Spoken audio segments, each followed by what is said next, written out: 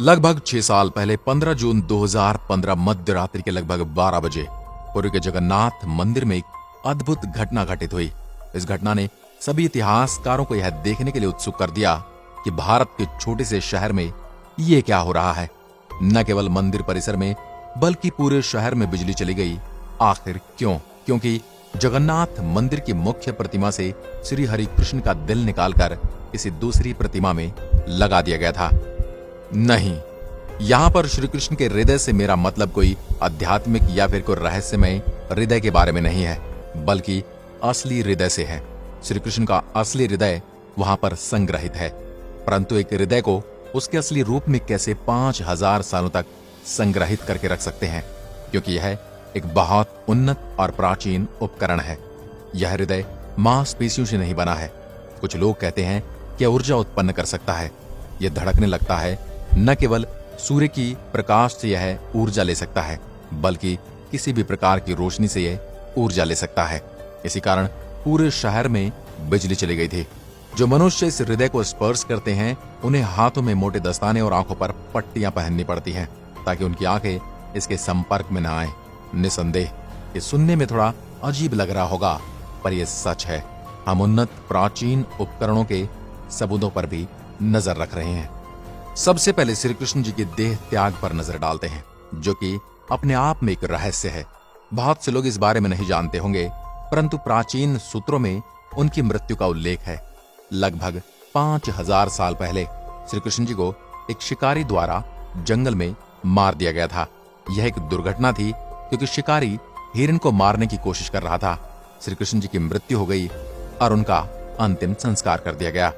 उनका शरीर धार्मिक तरीके से अंतिम संस्कार कर दिया गया।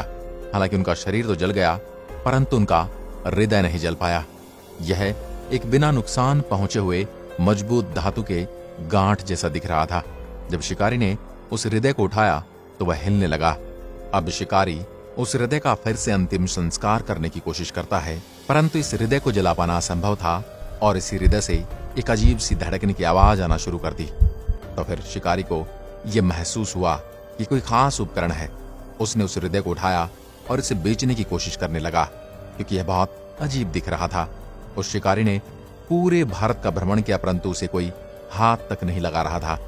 शिकारी ने हार मान ली और उसने हृदय को लकड़ी के पट्टे पर रखकर नदी में छोड़ दिया। ये हृदय पुरी के एक प्राचीन शहर में किसी को मिला।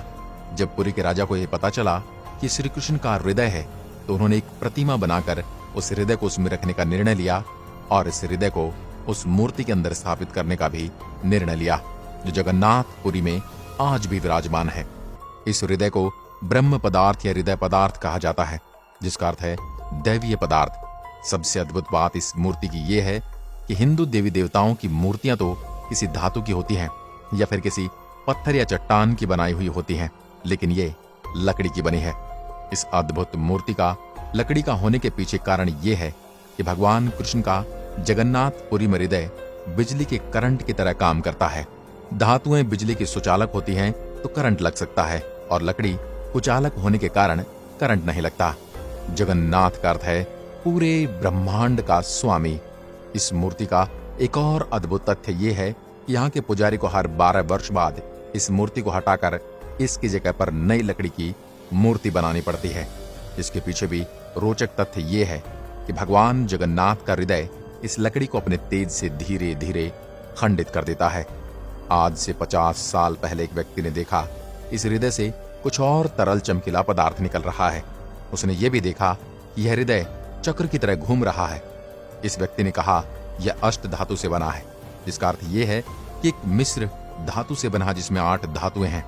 इस अद्भुत चक्र के बारे में बहुत सारी धारणाएं बताई जाती हैं। भगवान कृष्ण के पास एक चक्रीय शक्ति है जो सदैव चलती रहती है और ऊर्जा उत्पन्न करती है। विज्ञान भी घर्षण की शक्ति को मान चुका है। विज्ञान भी इसी सिद्धांत पर एक न्यूक्लियर मशीन बना रहा है, जो दिखने में हीरे की तरह होगी। इसके अंदर भी चैम्बर होंगे और वह भी चक्रीय घर्षण पर कार्य करेगी।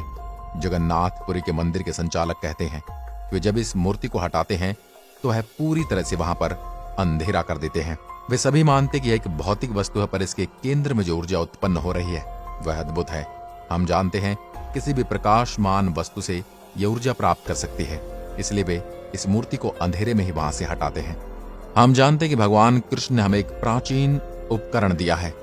आज विज्ञान इस तंत्र को प्रयोग करते हुए विभिन्न प्रकार की मशीनों का प्रयोग करते जा रहे हैं, क्योंकि भगवान कृष्ण भी अपनी उंगली पर सुदर्शन चक्र रखते थे जो कि सदा गतिमान रहता था।